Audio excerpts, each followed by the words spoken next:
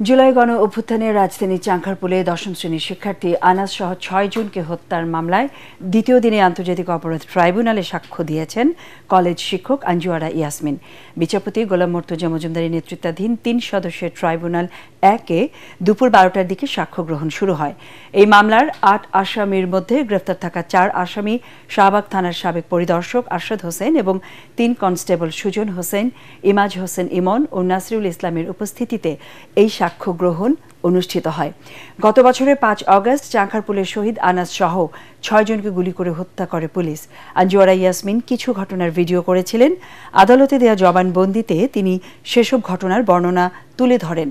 একই ট্রাইব্যুনাল ২০১৩ সালে শাপলা চত্বরে হত্যাযজ্ঞ মামলার তদন্ত প্রতিবেদন দাখিলের জন্য ১২ নভেম্বর পর্যন্ত সময় দিয়েছেন। এই মামলায় ক্ষমতাচ্যুত প্রধানমন্ত্রী শেখ হাসিনা সহ ২১ জন আসামি।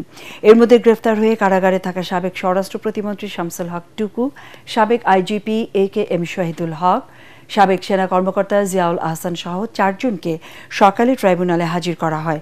এছাড়া জুলাইয়ের আন্দোলনে সাভারে শাইখ আসহাবুল ইয়ামিন হত্যা মামলার তদন্ত প্রতিবেদন দাখিলের জন্য ১৪ সেপ্টেম্বর পর্যন্ত সময় দিয়েছেন ট্রাইব্যুনাল ১।